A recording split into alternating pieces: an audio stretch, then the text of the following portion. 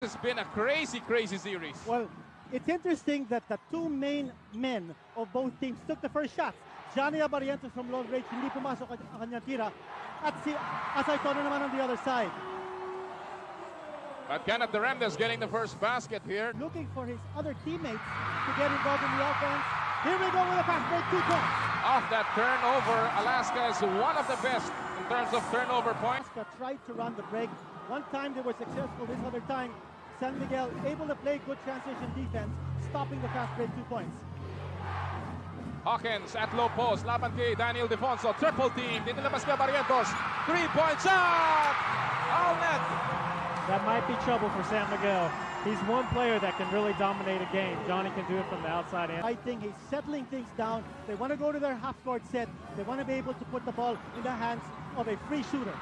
Ildefonso sa labas and finally gets the first 2 points to San Miguel Beer after nearly 4 minutes of action here. It's a big shot by Danny. Maybe Danny can get it going early here while Nelson's still cold and wait for Nelson to come along. But in that half-court set, you notice that Nelson Azaytono tried to post up but didn't get the basketball. Hawkins, laban kay Danny Ildefonso. Ildefonso has certainly been a revelation in this series. Hawkins goes inside. Look at the defense, just staying with Bong Hawkins. 2 seconds to shoot. Abarientos gets away. Wala. Quino with an offensive rebound. He goes up and able to call for steps. That's tough defense on the part of San Miguel Beer.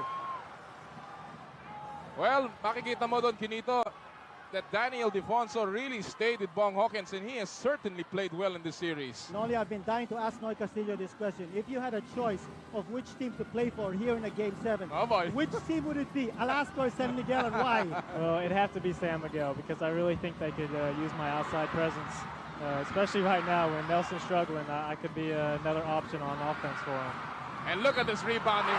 Nelson Azaytono finally using his muscle underneath and getting his first basket.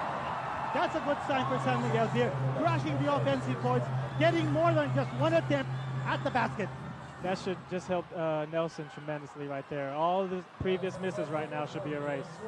If there's anything about Nelson Azaytono, he has raced his game. This is a 3-point play, however, it's still a 3-point lead para sa Alaska Milk. 7 minutes and 13 remaining in game number 7, first quarter. Here's Quino inside. What happened there? A wide open breakdown of the defense of San Miguel Beer. Coach Quino, San Miguel Beer's defense must recognize that he has developed into a big offensive threat here for Alaska. Not only is he a good intimidating shot blocker, he also can score for Alaska. And Freddy Abuda doing the scavenging around the basket. San Miguel has to keep this game close early. They have to stay in the game by getting easy buckets, playing good D, or else it could be previous, just like Game 6, the blowout. And that's also a good sign para San Miguel Beer. Racelas looks like in this game, that may be a big factor. The heart, the spirit to win. Or rather Hawkins, nasa labas, hinahanap si Lastimosa. He goes inside, goes drop pass, Quino, side jumper, and Poch Quino on the board with 4 points in the ball game. Right now, there just seems to be a lid over the bucket for Nelson. He just has to keep on shooting. Noy, do you feel, Noy, that San Miguel is trying to outshoot Alaska in the series, at least in the last 3 games? You know what? I think so. You know, San Miguel is so noticed. The team came, he was jammed. 4 na minuto, 10 saglit po nalalabis sa ating first quarter. Mostre, binigay kay Nelson Azaytono. They're still in the long court. 4 seconds on their shot clock. Rosella gets another basket. And Olsen Rosella now with 4 points in the game, and the lead is down to 1 para sa Alaska Milk. Well, we were talking about hard. Olsen Rosella actually was a doubtful player for this game, suffering a painful hamstring pull. Now, Noy, let me ask you the question. In a game like this, with the championship on the line, when do you feel the jitters most? In the first quarter or the fourth quarter? Well, in a game like Kenneth Duremdes, who has played magnificent basketball in the series. At low post, inikot nila, Bong Hawkins, tumira sa labas. That'll be short. Quino with an offensive rebound. Nobody boxing him out. And in the series, Ildefonso, sumaksak sa loob. Inilabas kay Mike Mustre. Mustre gives it to Freddy Abuda. Jump shot. Yes! Surprise basket mula kay Freddy Abuda. Now that's a good sign. Abarientos gets the rebound. Lastimosa with the lead pass from Abarientos. A minute and 43 dito sa ating unang yugto. Hawkins. Abarientos is the open man. Patay na naman. Johnny Abarientos with 5 points. And Miguel took a very difficult shot, off balance shot with the shot clock running down. That's a tough shot. Daniel Defonso getting inside and also leading the scorers para sa San Miguel Beer with a total of 6. And that's a veteran move. Getting the ball down low and making that curl, that turn using the glass with a baby hook. Yeah, You wouldn't think a rookie can do that. Yeah, it's a higher percentage shot than the off-balance shot. Oh, what a move! Johnny Abarientos on the baseline. Abarientos looking downstairs, sees an opening, gets blocked by Daniel Defonso. Asaytono hinahabol ni Abarientos, sapang ni Ponsueño. Helter-skelter basketball, Bong Hawkins, wala. Rasela gets it with 5 seconds remaining. Rasela pa rin, sasaksak sa loob. Nilabas kay Nelson, a second remaining, 3-point shot off the line. What a quarter! Nelson Asaytono has struggled here. Ponsueño has played tremendous defense. And Johnny Abarientos continues to fly. The flying A with a total of 7 points, and Alaska on top by 5 after 12 minutes of action.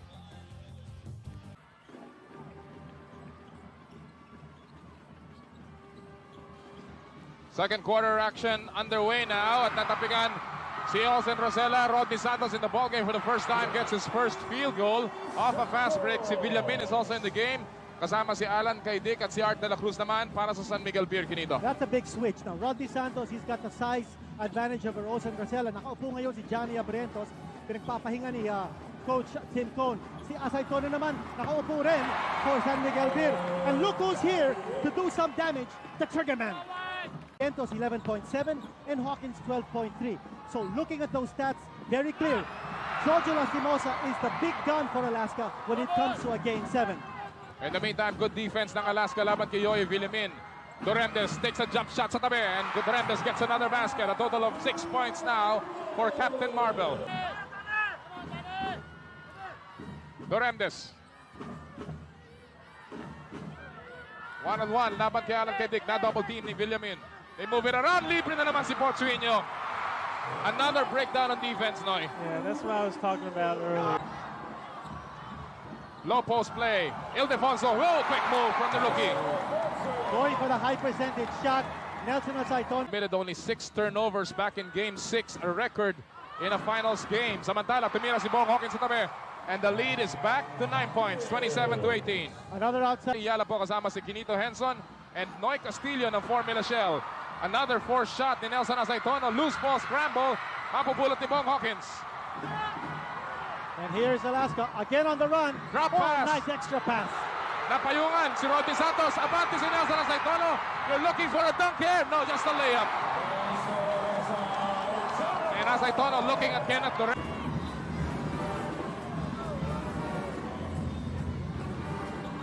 Samantala, si Art de la Cruz sa kanto. And that cuts down the Alaska lead to 6-28. Back to the throne they used to occupy. Of course, Alaska last occupied it in 96. San Miguel in 94. Jump shot ni Nelson Asaytono. And that lead is down to 4. And no, that time Nelson Asaytono was close to the basket. Yeah, that was a good look for Nelson. I think the lid is lifted from the rim for Nelson. And Alaska sues for time. Rebound. Nakukuha ni Bong Hawkins. Abarientos sees an opening, drops it off. Lastimosa goes inside, jump shot off the glass. Slashing move by Jolas and Asaytono down low, perhaps for him to try to get some offensive rebounds. Ooh, what a shot! Off balance shot on the run. The slasher Rodney Santos. That's what Alaska can hit. Been a big help off the bench para kay Tim Cone. Ildefonso, that's good ball movement para San Miguel Beer. But again, it started when then by voice. Who wouldn't? Last shot time of the half. Asaytono looks up at the clock. 3 seconds it reads. 3-point shot. Patay! Big shot for Nelson. And if you want to end a first half, that's the way you want to end it, Noy. Yeah, I bet that really feels good for Nelson now. You know, that's a surprising stat, Noy, that 4 block shots of San Miguel. Alaska has dominated the block shots department, but obviously San Miguel is not giving easy shots inside. Yeah, San Miguel's really not noted for their block shotting capability. And Olsen Rosella scoring from 3-point range. That's a big shot because that gives the lead to San Miguel Beer at this stage. Now, during halftime, we were saying that Alaska likes to explode in the third quarter. Let's see which team is going to explode here. Oh! Basket inside mula kay Pochwinho. May kakibat na foul. Laban kay Daniel Defonso. That'll be the 3rd foul on the rookie.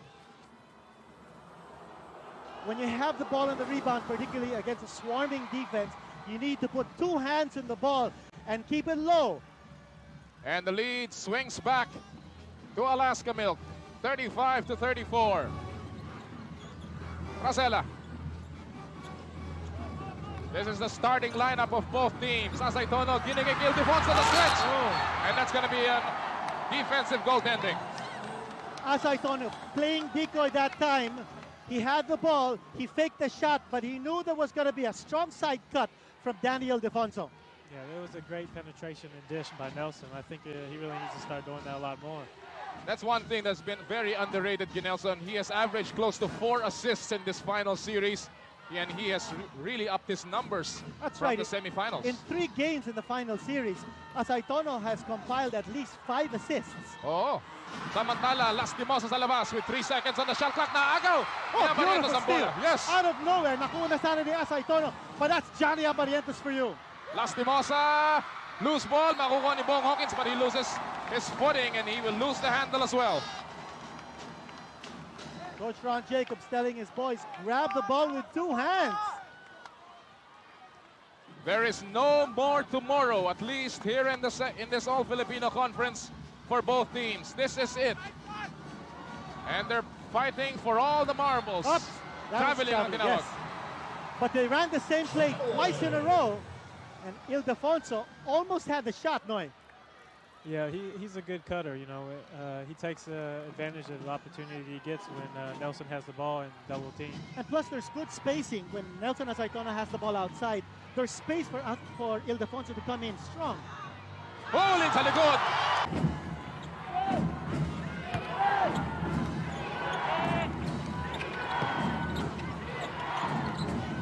This is a historic Game 7. Only the 8th time it has happened in PBA history. In the meantime, Johnny Abarientos banks 2 points. So he's got a long career ahead of him, and what a performance he's showing here in his very first conference as a pro. Ron Jacobs has said he was the missing link. And a good shot mula kay Jojo Lastimosa mula sa labas. 6 points in the game para kay Jolas. Lead swinging back and forth. Alaska on top by 1. That much time remaining. Game number 7, 3rd quarter action. Bustre, bumira ng 3. Patay! And that took a long time coming from Mike Bustre. It's 41 remaining. Abante po ang San Miguel Beer ng 2 puntos, 41-39. At ang may bola ngayon, ang Alaska Milk. They led for most, if not the entire first half. Pero ngayon, ang San Miguel medyo bumibira na ng bahagya. Lastimosa ties this game. Well, that's the point we were saying. Muli po, kami nagagalak na mga kasama kayo, Pilipinas. Noli Iyala po kasama si Kinito Henson at si Noy Castillo para sa game number remaining. 3rd quarter. Lastimosa, laban kay Yoye Villamin. Hawkins, mismatch right there. Gets Marcela out of the way and a good spin mula kay Bob Hawkins. No good switching. Up for the rebound of Kenneth Doremdes. Another 3-point miss by San Miguel Beer. Inside 2 points. And not there, but Yoye Villamin will be called for the foul. And Wino almost done. What a shot to take by Art de la Cruz. A lot of time left. And here's the fast break attempt. What a move mula kay Johnny Abarientos. We are seeing it now. This is a big possession right now. Asaytono for 3, way off. Offensive rebound, and De La Cruz nabitawan ng bola. And there's going to be a foul by Yoye Villamin. That's a bad foul with only a second remaining here. And he has been very steady from the free throw line.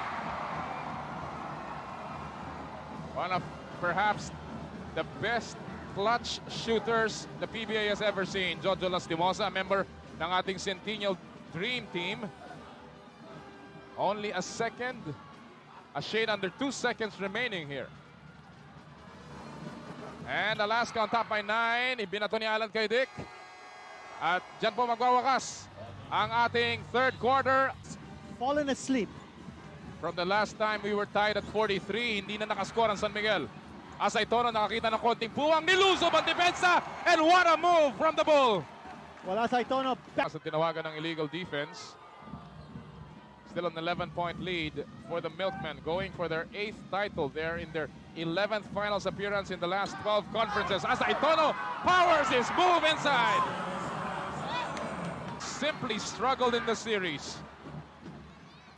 Dorandes, Ramas is inside, and this time he will redeem himself. A great pass coming from Kenneth Dorandes. That's the way you run up. Miguel doesn't have right now, being down for one, and also the injuries that they have. Again, yung pacing ng mga tao dito, Alaska has had the luxury because of their lead. Kaidik, yes! Alan Kaidik banging his 4th point in. Part of this ball game, and Hawkins. Beautiful defense.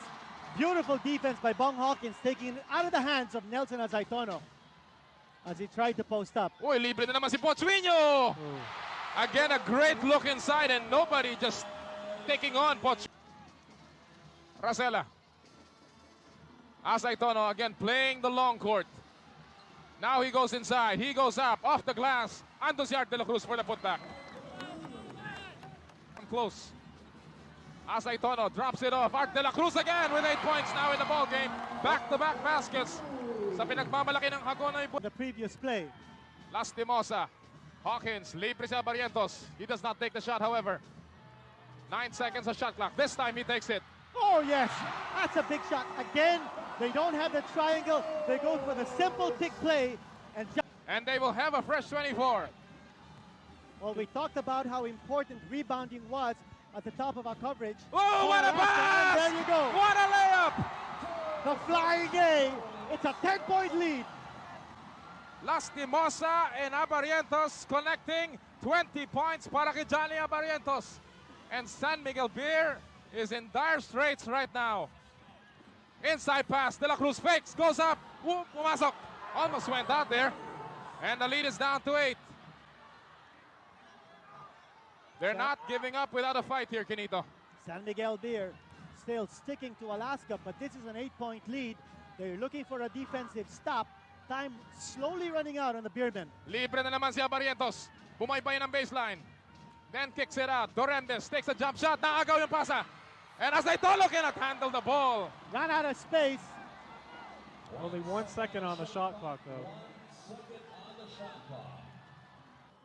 And possession for Alaska with only a second on their shot clock. You know, that play shows you the intelligence of Johnny Abarientos. He knew that it was Alan Kaidik on top of him, and Alan just can't keep in step. Abarientos bobbles, throws up a prayer, and they will lose the 24-second shot clock. So this is an opportunity now para sa San Miguel Beer, Quinito. Malaking bagay itong possession ng San Miguel Beer.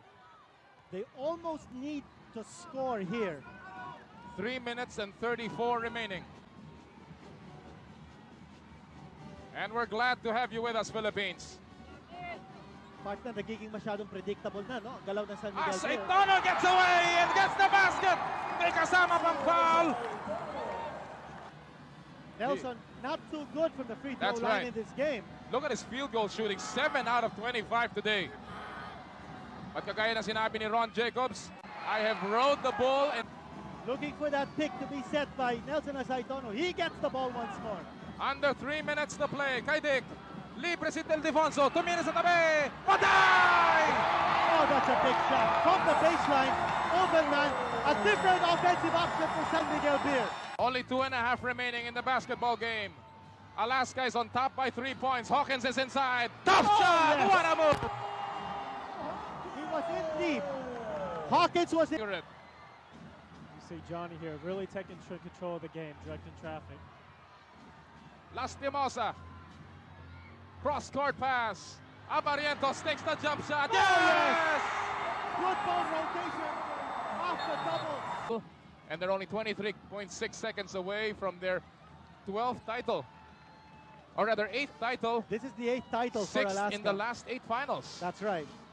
And they have made it actually to 11 of the last 12 finals here in the PBA. And what a dynasty Coach Tim Cone has established here for Alaska. At kagaya na nabanggit mo sa column mo today, this is a very young team. A lot of years still to play. Lastimosa, the oldest, only at 34. And he's getting better as he grows older. Talaga. And they continue to add on. You know, one thing about San Miguel Beer, nothing to be ashamed of. Who would have thought that San Miguel Beer would have even reached a Game 7 in the finals? But again, you have to, I guess, feel the pain of San Miguel. Deja vu from 1995. They were up 3-2 in that series, and they lose the championship in 7 games as Alaska comes down to the final second. And Alaska is the team of the 90s as they win their 8th title and the 1998 McDonald's PBA All-Filipino title.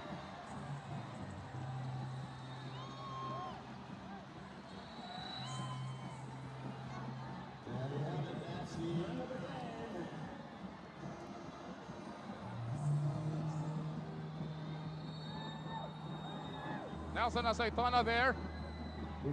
And they continue to party here, Quinito, and they truly deserve this title. Oh, I think so.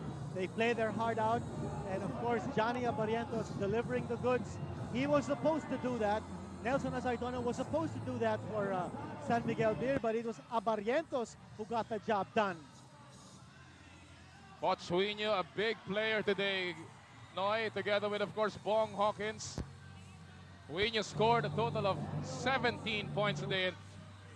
Tim Cone, the Centennial Dream Team coach, truly proving why he is one of the best, if not the best here in the PBA. His 8th title, only one short of becoming only the 2nd winningest coach in PBA history. Noy, if you were to put your finger on one factor that brought Alaska to this championship, what would that factor be?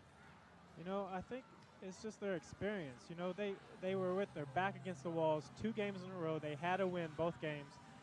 You know, they never panic. They've been in this situation so many times that they're so confident with themselves, and they have so many weapons on the team. You just can't focus on one person. They can come at you at every spot on the floor. A poignant moment din. Nakita natin si Daniel Defonso wiping some tears, but the celebration continues on the floor.